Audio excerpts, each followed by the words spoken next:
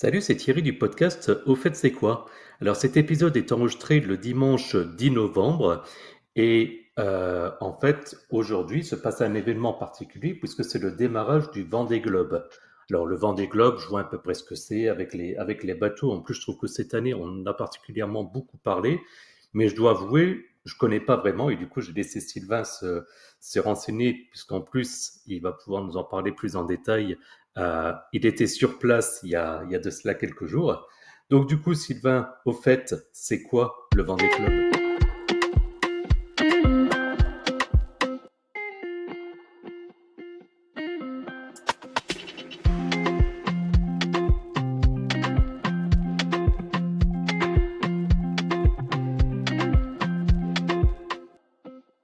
Salut Thierry, salut à tous, c'est Sylvain du podcast. Au fait, c'est quoi? Effectivement, j'étais présent au Sable d'Olonne il y a une quinzaine de jours à peu près. Alors, ce qu'il faut savoir, c'est que les Sables d'Olonne, c'est la ville où je passais mes vacances petit avec mes grands-parents. Donc voilà, c'est une ville assez sacrée à mes yeux. Et en plus de ça, je suis un passionné de voile. Donc, tu vois, on est dans l'émission peut-être une, voire l'émission que je rêvais de faire, celle sur le Vendée Globe. Donc ça me fait très plaisir. Ça fait un an qu'on en avait parlé, Thierry, si tu t'en Tout à souviens, et on fait. avait Ouais. décidé d'attendre un peu. Euh, pour vous prévenir tout de suite, le Vendée Globe, c'est une machinerie incroyable, mais il y a énormément d'infos. Donc ce que j'ai essayé de faire, c'est de vulgariser au maximum pour vous expliquer un petit peu en quoi ça consiste, vous parler un peu de l'historique et puis par la suite les anecdotes.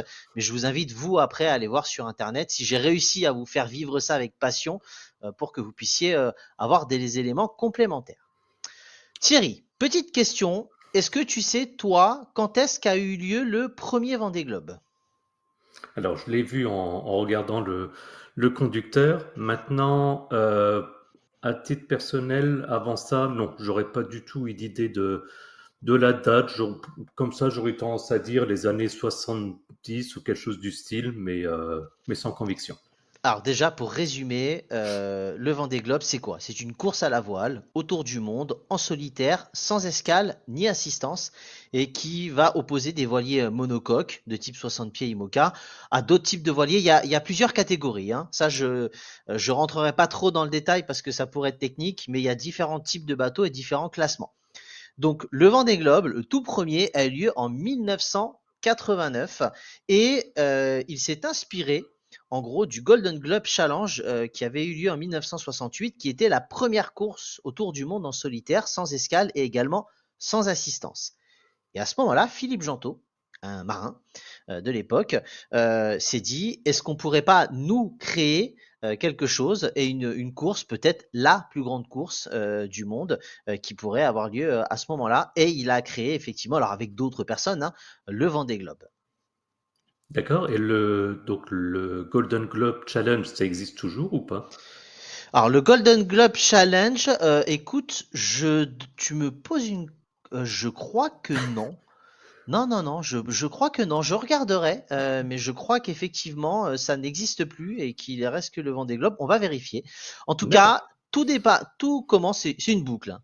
Tout commence au sable, tout finit au sable. Il y a des marques de parcours, hein. Il faut que les marins doivent passer devant les trois caps. Bonne Espérance, le Cap Lewin et le Cap Horn. On a déjà parlé de DD Cap dans une ancienne émission. Ce sont des checkpoints, si tu préfères. Absolument. En l'occurrence, parce que je l'ai quand même vérifié, épisode 55, si vous regardez dans la liste des podcasts, on avait fait l'épisode en juin 2024.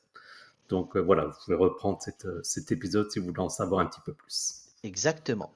Sachez que pour se qualifier, il y a différentes choses. Souvent, ce sont des bateaux avec sponsors, hein, des grosses sociétés. Vous les voyez beaucoup, Sodebo, BNP ou autres, Banque Populaire. Et puis, vous avez des gens qui vont aller faire des financements, des marins un peu plus solo, qui vont essayer de le faire. Et la course se déroule tous les 4 ans. Donc, la première a lieu en 89. Alors, ça n'a pas tout le temps été 4 ans parce que ça a été 89 puis 92. Période Covid, ça avait été décalé d'un an. Mais voilà, le cycle est tous les 4 ans. D'accord. Et donc, bah, finalement, je pense que c'est pas lié, mais c'est aligné avec les années olympiques, en tout cas pour les Jeux olympiques d'été. En Voilà. gros, oui. Oui, oui, c'est exactement ça. Alors, ils l'ont pas fait dans cette optique-là, hein, mais oui. Mhm. Et les courses commencent toujours au mois de novembre et finissent en gros sur 2 années, hein. Par exemple, Armel Lecléac, qui est le détenteur de la première, de la traversée la plus rapide, qui avait été de l'édition donc 2016-2017, avait été fait en 74 jours, 3 heures et 35 minutes. Donc, tu vois, ça s'échelonne sur 2 années, mais effectivement, on commence sur une année paire et le premier vainqueur était Titouan Lamazou, donc qui a ses photos, comme je suis allé au sable, voir le village du Vendée Globe. Il y a quelques petites photos, hein. Je suis pas rentré à l'intérieur, c'était gratuit, c'était incroyablement bondé de monde et j'avais pas prévu d'y aller à ce moment-là. Mais j'ai quand même pris quelques photos que Thierry mettra à disposition sur le compte Twitter. C'est clair. Et toi, donc tu disais, voilà, en 74 jours, 3 heures, etc. Donc forcément, moi, ça me fait penser au tour du monde en 80 jours. Il me semble que d'ailleurs, ça avait été, je dis peut-être une grosse connerie, mais j'ai en tête que ça avait été un petit peu inspiré de ça à un moment donné, non? Oui, bah ça a toujours un peu le, tu sais, le principe de se dire, on se base sur ce tour-là et puis on essaye de faire un tour du monde qui reprend un peu l'imaginaire collectif et qui soit le plus rapide, le plus rapidement possible. Et passer le cap des 80 jours est quand même quelque chose d'incroyable. De mémoire, je crois que Titouan Lamazou, le premier, l'avait fait en 103 jours. Je vérifierai. Et chaque année, chaque édition, c'est pas forcément, tu sais, comme les Formule 1 avec des voitures de plus en plus rapides. Il y a des évolutions technologiques, mais il y a aussi des conditions climatiques dont on va parler juste après, qui peuvent Ah oui. influer. Et je suis en train de regarder parce que je l'ai là. 109 jours. 109 jours, 8 109 heures, jours, ouais. 47 minutes et 55 secondes. Euh, pour information, j'ai ça sur le site lessablesdolonne.com. Donc pour les gens qui veulent avoir plus d'infos, j'ai découvert ce site en faisant une recherche. Et il y a justement tout le palmarès avec des faits divers pour chacune des courses, etc. Ok, et juste pour revenir, le Golden Globe Challenge existe toujours et le dernier a eu lieu en 2022. Et c'est Ah la ben voilà. navigatrice sud-africaine Neu Schaefer qui devient la première femme à gagner un tour du monde en solitaire sans assistance. Voilà, tu vois, comme quoi, c'était intéressant de savoir ça. En tout cas, le Vendée Globe, c'est quoi? C'est, comme on l'a dit, ça paraît comme ça un peu vague. C'est surtout, dans un premier temps, pour l'historique des pionniers aux experts. Les premiers, il faut quand même y aller, hein. Se dire, tour du monde, mer du Sud, des vagues parfois 10 mètres de haut, pas de moyens de communication, pas de satellite comme maintenant, on y va pleine balle. Il y a eu malheureusement euh, bah, comme Jerry Roofs, hein, des décès, hein, Mhm. un navigateur malheureusement qui il y a quelques années n'était pas revenu de cette course. Et c'est vrai que les bateaux ont vu des évolutions de plus en plus technologiques. On parle ce qu'on appelle des foils qui permettent au bateau, tu sais, souvent un peu de voler au-dessus de l'eau. Ça permet de gagner en vitesse, de gagner en robustesse. Et puis maintenant, les marins ont souvent WhatsApp, peuvent communiquer avec leur famille. Ils ne peuvent pas être aidés dans le cadre de routes maritimes, mais il y a quand même un moyen de communication entre eux et avec leur famille, et puis les satellites pour les géolocaliser en cas de difficulté, ce qui est quand même beaucoup plus rassurant. Ouais, bah, après, effectivement, autant, effectivement, comme tu disais, c'est sans aide et sans escale. Maintenant, il ne faut pas que ça en devienne dramatique non plus. Donc oui, c'est quand même important qu'on puisse secourir les skippers si besoin. C'est ça. Quand on dit sans assistance, à partir du moment où un marin se retrouve en difficulté, les marins qui sont autour, il y a un QG de course, rappellent les marins les plus proches et leur demandent d'aller aider. Un marin ne peut pas refuser. Solidarité maritime, il doit y aller, en tout cas. Donc Et c'est du ce coup, que je... dans ce cas-là, il se retrouve éliminé de la course, alors j'imagine. Non, il y a des bonifications. Et on en parlera pour D'accord, la dernière édition, parce que d'accord, le vainqueur a fini deuxième. Je vous fais un petit teaser. d'accord. Le Vendée Globe, c'est aussi un défi humain, parce qu'au-delà de la performance sportive, il faut être vraiment très physique. Il faut savoir à peu près tout faire, hein. Monter en haut du mât, réparer, avoir des connaissances en informatique, en technologie, en tout ce que vous voulez. C'est surtout une aventure humaine exceptionnelle et beaucoup de solitude. Parce que tu te retrouves pendant au mieux 74 jours et parfois pour certains plus de 150 jours, seul, même avec un peu de moyens de communication, de la nourriture qui n'est pas forcément incroyable, hein, c'est souvent lyophilisé, et puis Ouais. des conditions extrêmes. Donc c'est parfois un peu compliqué. Oui, le confort t'oublie. Et puis, comme tu disais, si tu prends 150 jours en partant comme là, début novembre, donc ça veut dire que tu passes les fêtes de fin d'année. Alors, tu le choisis, hein, forcément. C'est imposé à personne, mais les fêtes de fin d'année, oui, je pense qu'au niveau du moral, il doit y avoir des hauts et des bas. Ça ne doit pas être simple tous les jours. Ah, c'est pas simple tous les jours. Alors après, comme tu le dis, ils l'ont choisi. Et puis bah après, il faut réussir à rester motivé, à ne pas se blesser et à réussir effectivement à continuer à prendre la bonne route. Donc après, voilà, il y a beaucoup de d'aléas. En tout cas, c'est un événement planétaire. C'est suivi par des millions de personnes à travers le monde. C'est un peu le Tour de France, on va dire, en schématisant de la voile. Je sais qu'en moyenne, ils annoncent à peu près 1 million de personnes au sable pour le départ, pour pouvoir suivre. Il y a un chenal qui sort du port et chaque bateau sort du port avec une espèce de haie d'honneur et des centaines de milliers de personnes. Donc c'est vraiment suivi à mort. Il y a des jeux derrière qui proposent de faire les courses en direct en même temps que les skippers. Donc c'est vraiment un vrai business également. Forcément. Alors, du coup, bah forcément, te connaissant, j'imagine que tu as regardé un petit peu on va dire, l'histoire du Vendée Globe, les évolutions, etc. Tu confirmes? Alors oui, alors il y a les évolutions, on va dire même physiques, d'entraînement, les Mhm. évolutions technologiques. Comme je l'expliquais, les bateaux maintenant sont devenus des véritables bijoux de technologie qui coûtent plusieurs millions d'euros pour les plus beaux, avec des matériaux composites, des foils, des systèmes de navigation de plus en plus sophistiqués. Comme je l'expliquais tout à l'heure, la sécurité, les règles de course ont été renforcées, les bateaux sont désormais équipés de systèmes de sécurité de pointe. La direction de course n'hésite pas à changer la trajectoire de la course entre guillemets, hein, si besoin, pour éviter des tempêtes ou autres, et ça Mhm. peut énormément jouer par rapport à ça. D'accord. Et puis après, bah, on en parlait aussi un petit peu, la solitude, je vois dans le conducteur, t'en parlais un petit peu. D'ailleurs, je me pose la question, s'ils sont accompagnés un petit peu, ou pas. Bon, j'imagine qu'ils sont préparés mentalement, etc. aussi. Oui, ils sont préparés mentalement, ils peuvent parler, c'est juste qu'ils doivent pas avoir de consignes et d'aide par Mhm. rapport à la course. Ce qu'il faut savoir, c'est les marins ont ce qu'on appelle un sommeil polyphasique, c'est-à-dire qu'ils s'entraînent à avoir des cycles, tu sais, parfois une demi-heure, trois quarts d'heure, plusieurs fois dans Ouais. une journée. Ils peuvent pas passer une nuit de 9 heures, même s'il y a du pilotage automatique pour suivre un Oui, mais cap. bon.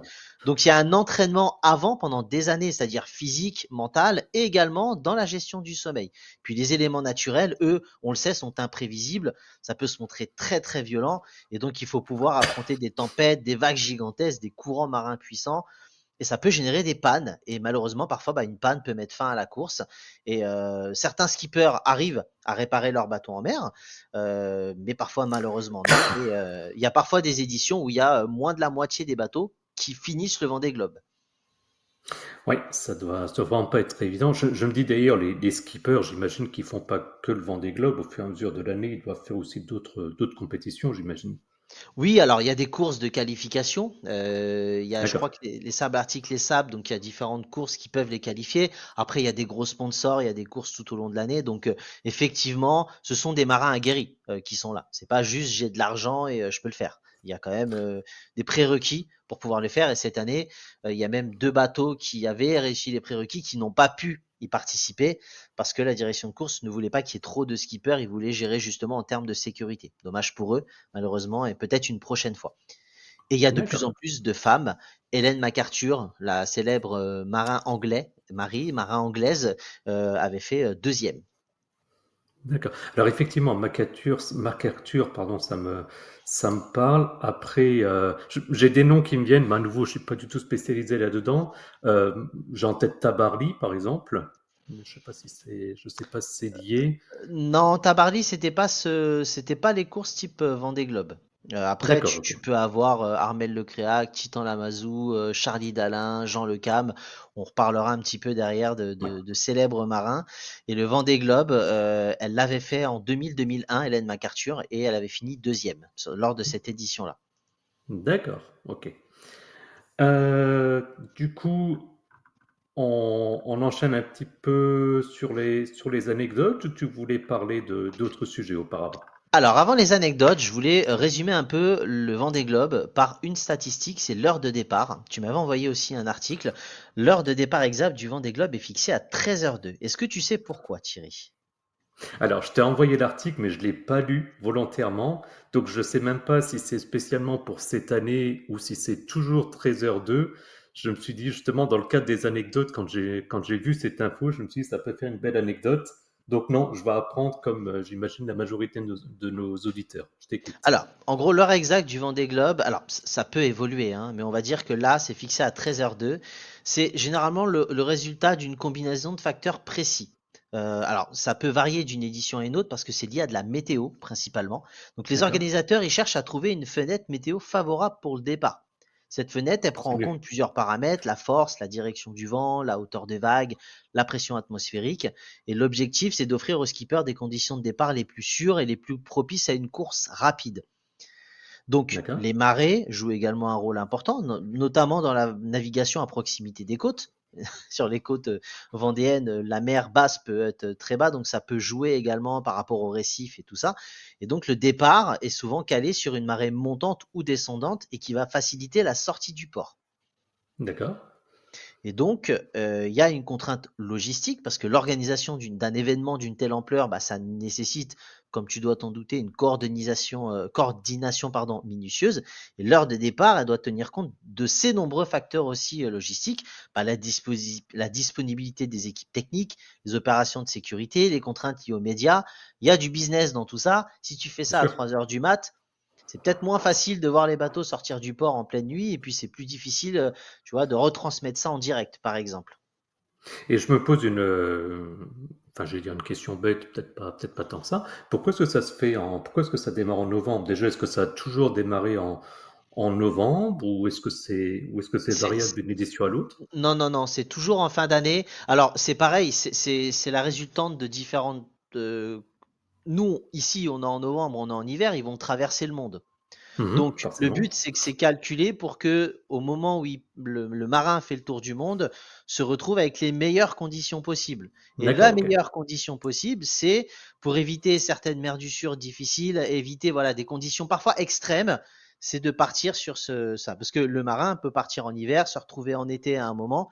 Et donc, Forcément. tout a été calculé pour que sur l'entièreté de la course, ce soit le plus sécurisé possible. Et également, éventuellement, le plus rapide. Parce que ça reste quand même une course. Absolument, ouais. Ok. D'autres points encore? Non, on peut D'autres points? passer Non? sur la rubrique Ah, légendaire des anecdotes. Première anecdote, est-ce que tu connais Bertrand de Broc? non. Eh ben, Bertrand de Broc, lors de l'édition 92-93, il s'est coupé la langue en deux après un choc avec une drisse, donc c'est un matériel de voile, et il a D'accord. dû se recoudre lui-même la langue au milieu de l'océan et sans assistance médicale. Ça devait être sympa. Bon, après, ça rappelle un peu Rambo qui s'est recousu aussi, sauf que là, c'était du cinéma. Exactement. Ça devait être sympathique. Alors maintenant, tu as des assistances médicales dans le sens où si tu te blesses, tu peux avoir en visio ou par satellite un docteur qui te conseille dans ce qu'il faut faire, dans le fait d'être cousu ou autre. À l'époque, rien, tout seul, et il a dû se soigner. Oui, puis Donc, édition 92-93, faut bien se dire que du coup, bah, à l'époque, c'était le tout début des GSM, des téléphones portables et compagnie. Donc c'est ça. forcément, bah, il n'y avait pas grand-chose. Il y avait la radio, on va dire, classique pour se contacter, mais avec, j'imagine, une qualité sonore, on va dire, limitée. C'est ça. Donc oui, ça ne devait pas être simple tous les jours. Je vois après le MacGyver des mers. Qu'est-ce que c'est que ça? Alors, Yves Parlier, le MacGyver des mers en 2000, Yves Parlier, ben, il a vu son mât se briser en trois morceaux. Loin de tout, il a dû faire preuve d'une grande ingéniosité pour se fabriquer un abri et se nourrir d'algues. Ça devait être sympa aussi, ça, quand même. Hmm. Donc, et attention, il a réparé son mât, c'est celui dont je te parlais tout à l'heure, et il a fini 13e du Vendée Globe. Chapeau. Enfin, Donc, franchement, tu parce que t'imagines, c'est incroyable, hein?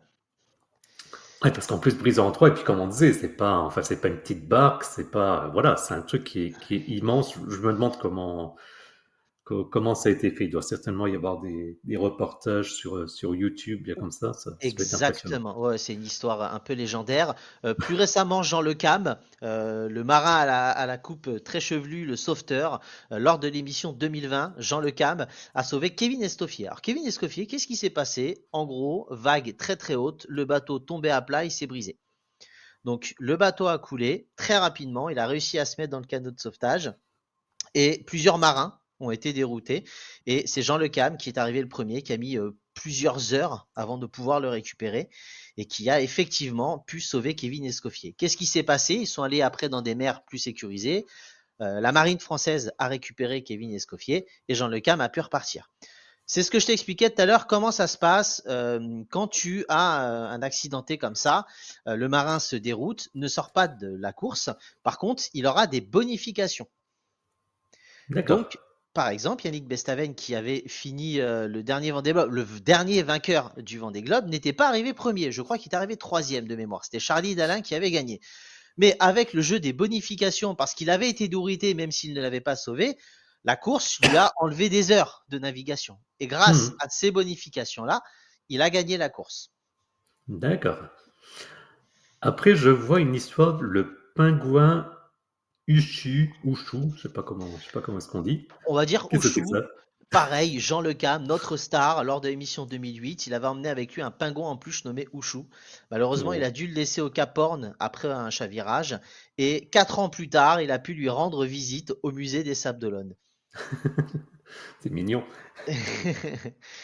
Et pour finir, Jean-Pierre Dick, sans quille. Alors en 2008, Jean-Pierre Dick, il a terminé le Vendée Globe à 4e place sans quille. Assez difficile, un bateau sans quille.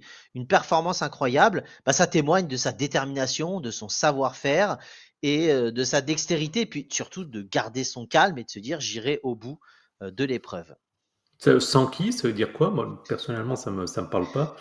C'est ce qui permet bah, de stabiliser le bateau, c'est ce qui est Ah oui, sous d'accord. l'eau et qui permet, tu vois, c'est un peu, c'est pas, alors, c'est pas comme si tu roulais sans volant, mais Oui, c'est oui, très très oui. compliqué, tu vois.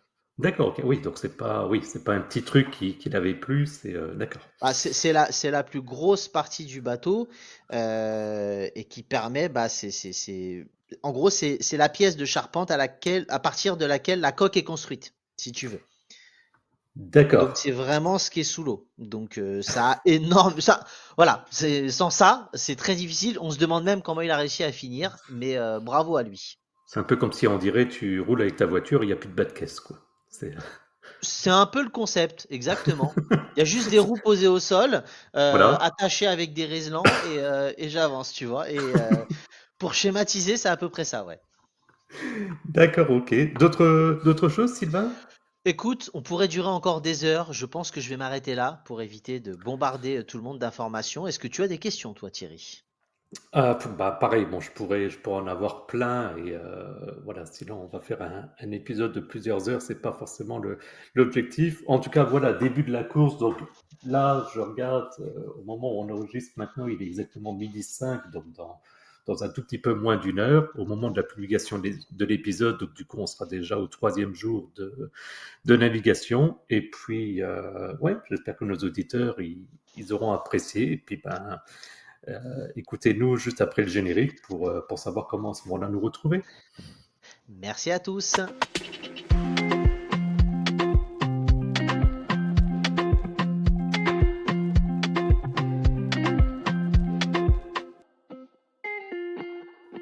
C'est Sylvain du podcast Au fait c'est quoi? Je vous en ai parlé tout à l'heure. Retrouvez-nous sur X, anciennement Twitter, pour différentes infos et suivez-nous parce qu'il va y avoir des jolies photos et Thierry fait vivre ça d'une main de maître.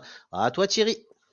Merci Sylvain. Donc, de manière générale, vous pouvez nous retrouver sur notre site internet www.auffaitcestquoi.fr pour retrouver les liens de notre podcast en fonction de votre application préférée, hein, que ce soit Spotify, Podcast Addict, Apple Podcast, peu importe, on est à peu près sur toutes les applications. Le lien vers notre chaîne YouTube. Euh, je le dis et je le redis, il y a de plus en plus de gens qui nous suivent par YouTube. Du coup, je fais un petit peu comme tous les youtubeurs. Pensez à liker, partager, mettre des commentaires. On manque un petit peu de retour. J'aimerais bien personnellement avoir des retours, votre avis, qu'est-ce qu'on peut améliorer, etc. Et donc également le lien vers notre compte X. Et puis, n'hésitez pas non plus à consulter les notes de l'épisode pour obtenir les liens vers notre page Patreon si vous souhaitez nous soutenir financièrement. Et puis notre serveur Discord, peut-être le plus important, pour pouvoir discuter directement entre vous et avec nous. Merci à tous et à plus dans le bus. À bientôt, salut!